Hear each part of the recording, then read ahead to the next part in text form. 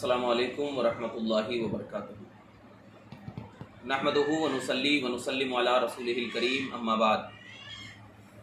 हज़रात गिरामी, आज लोगों के दिल में बहुत तशवीश की लहर दौड़ रही है टिड्डी दल के अजाब को लेकर, और टिड्डी दल की जो वाकई हम पर एक अजाब नुमा टिड्डी दल ज़ाहिर हुआ है, जो पूरे मुल्क को बिल्कुल अपने चपेट में ले गया है।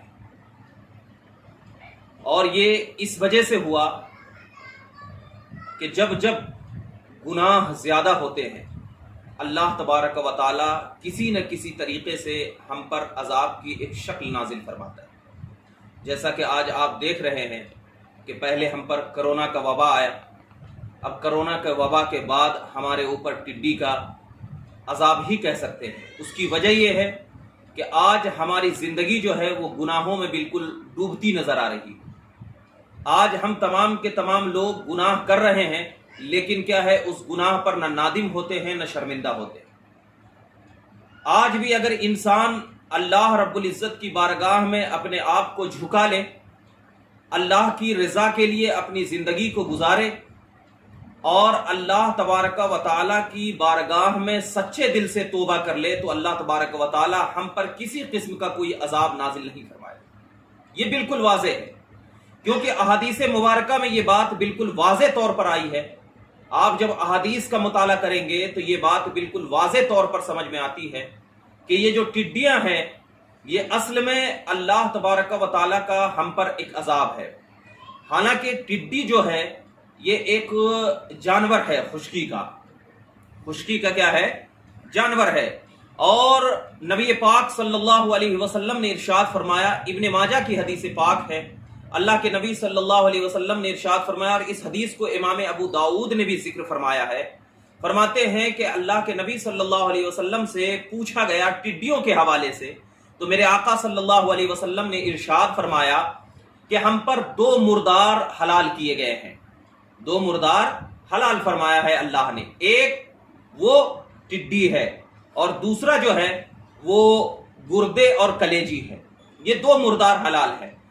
तो लिहाजा टिड्डी के हवाले से जब पूछा गया तो अल्लाह के नबी सल्लल्लाहु अलैहि वसल्लम ने दो मुर्दार को हलाल फरमाया। तो अगरचे टिड्डी खाना हमारे लिए बिल्कुल हलाल है, टिड्डी खाना क्या है, बिल्कुल हलाल है, और इसमें साइंसी एतबार से भी ये देखा गया है कि ये इसमें प्रोटीन होते हैं। तो टिड्डी आप खा सकते हैं, इसमें हर्ज की बात नहीं है।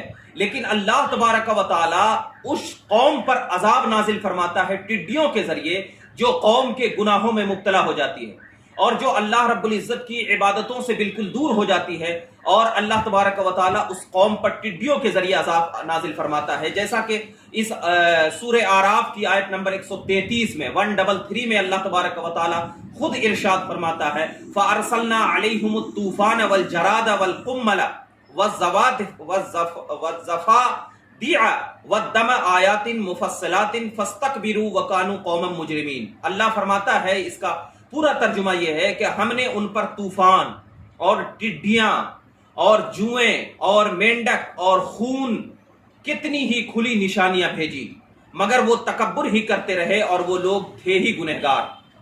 मतलब यह है, इसका मतलब यहां पर अल्लाह तबारक व तआला साफ तौर पर ये लोगों को ये पैगाम दे रहा है कि वो लोग, जो लोग तकब्बुर में रहते हैं, जो लोग गुनाहों में मुब्तला रहते हैं, जो लोग अल्लाह की इबादत से बिल्कुल दूर हो जाते हैं और अपनी बेहयाई को, मतलब बेहयाई में जिंदगी गुजारना शुरू कर देते हैं, तो अल्लाह तबारक व तआला उन पर इस किस्म के अजाब को नाजिल फरमाता है। कभी मेंढक के जरिए, कभी खून के जरिए, कभी टिड्डियां के जरिए, कभी तूफान के जरिए। आज आप देखो कि आज हम पर तूफान का अजाब भी आ रहा है, आज हम पर टिड्डियों का अजाब भी आ रहा है, आज हम पर वबा का अजाब भी आ रहा है। जरा आपने सोचा है कि ये अजाब हम पर आखिर आ रहा है तो क्यों आ रहा है?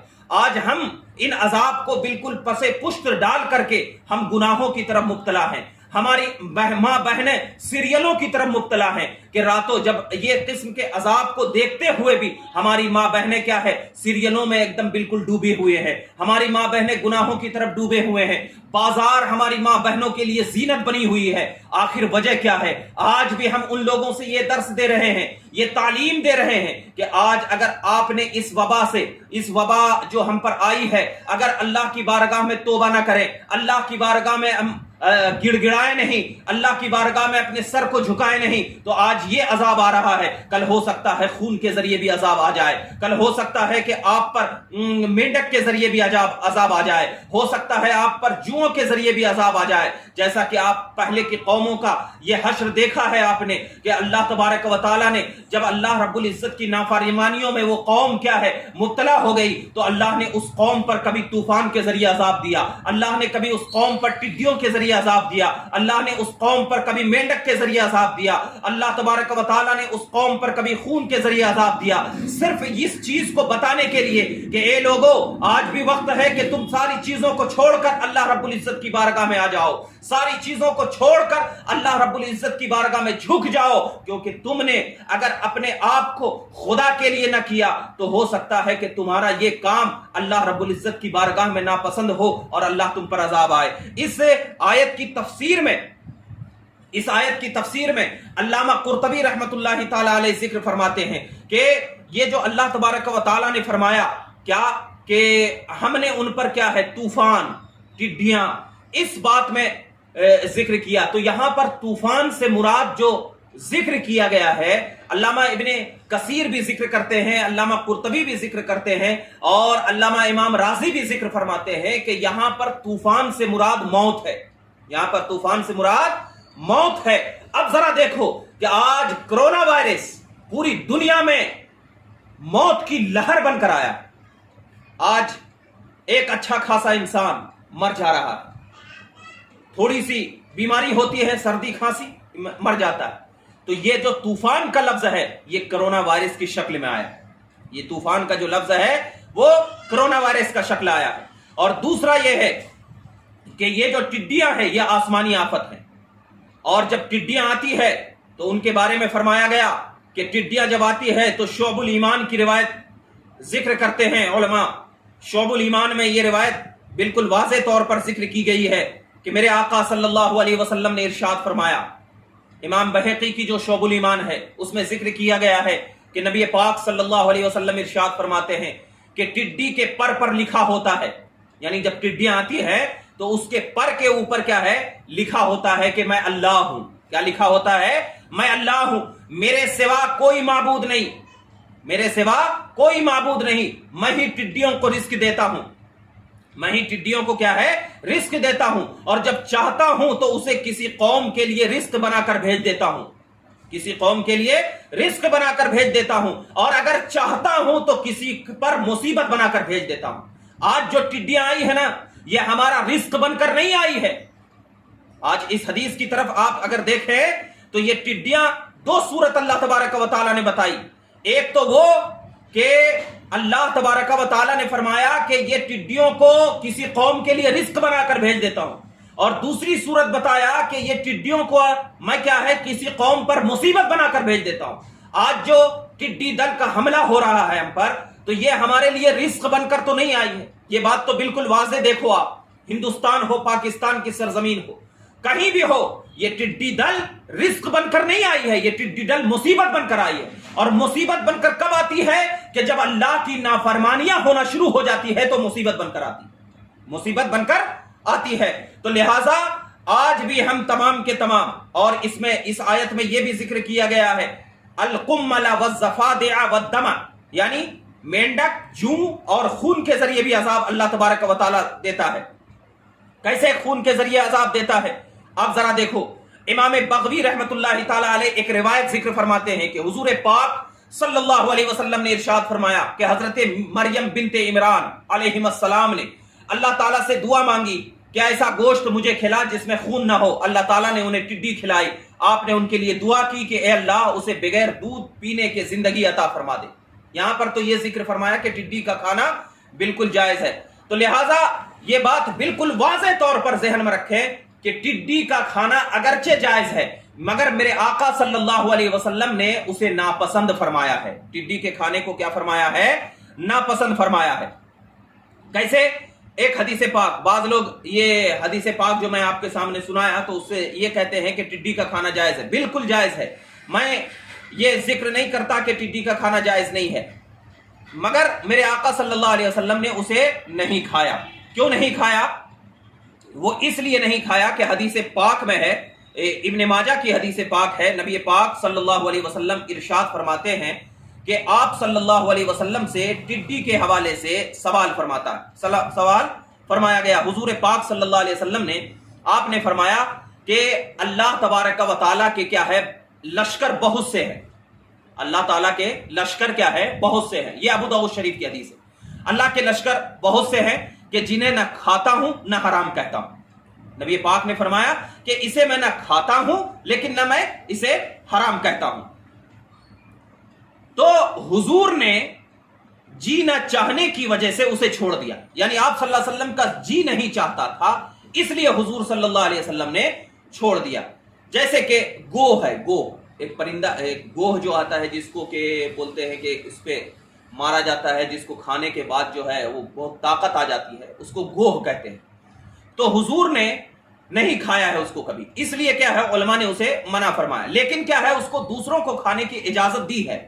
لیکن ہم کو چاہیے کہ جو چیز حضور نے نہیں کھایا ہو ہم کیوں کھائیں؟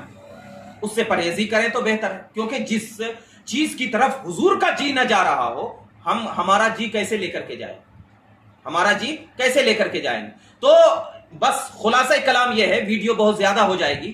خلاصہ کلام یہ ہے کہ یہ جو ٹڈی دل کا عذاب ہے یہ ہم پر ہمارے گناہوں کا ثمرہ ہے، ہم پر ہمارے گناہوں کا عذاب ہے. کبھی گناہوں کی وجہ سے کرونا وائرس کا عذاب آتا ہے، کبھی طوفان یعنی موت کا عذاب آ جاتا ہے. کرونا وائرس موت ہی ہے. کبھی طوفان کا، جیسے دیکھو آج ممبئی کی سرزمین ہو، گجرات کی سرزمین ہو، اور نہ جانے کہاں کہاں پوری دنیا میں طوفان امن رہا ہے.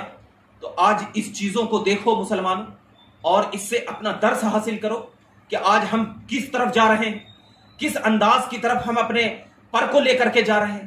کیا ہم نے کبھی صلاۃ التوبہ پڑھی ہے؟ کیا ہم نے کبھی صلاۃ التوبہ پڑھی ہے؟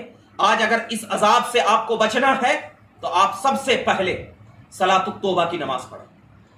صلاۃ التوبہ کی نماز یہ ہے کہ آپ سورہ فاتحہ پڑھیں، اور سورہ فاتحہ کے بعد 7 مرتبہ سورہ اخلاص پڑھیں، پہلی رکعت میں بھی اور دوسری رکعت میں بھی 7 مرتبہ سورہ اخلاص سورہ فاتحہ کے بعد پڑھیں.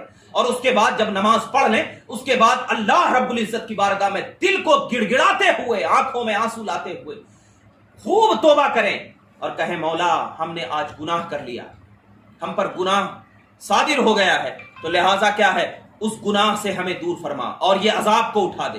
انشاءاللہ تبارک و تعالی جب آپ ان تمام چیزوں کو لے کر اللہ کی بارگاہ میں گڑ گڑائیں گے تو یہ ٹڈی مصیبت نہیں بنے گی، بلکہ ٹڈی تمہارے لیے رزق بن جائے گی، رزق بن جائے گی. کیونکہ مصیبت اسی کو بنتی ہے جو اللہ کا نافرمان ہوتا ہے، اور رزق اس کے لیے بن جاتا ہے جو اللہ کا فرمانبردار ہوتا ہے. تو لہٰذا ہم کو چاہیے ہم اللہ کی بارگاہ میں دعا کریں کہ مولا کریم ہمارے سے جو گناہ ہوئے ہیں تو ہمیں اس گناہ سے محفوظ فرما، اس گناہ کی تو بخشش فرما. انشاءاللہ اگر یہ عمل آپ کے سامنے ظاہر ہوگا مولا کریم ہم پر ضرور رحم فرمائے گا. اللہ رب العزت کی بارگاہ میں دعا ہے کہ مولا تعالی ہم تمام کو ہر قسم کے عذاب سے محفوظ فرمائے. وآخر دعوانا الحمدللہ رب العالمین.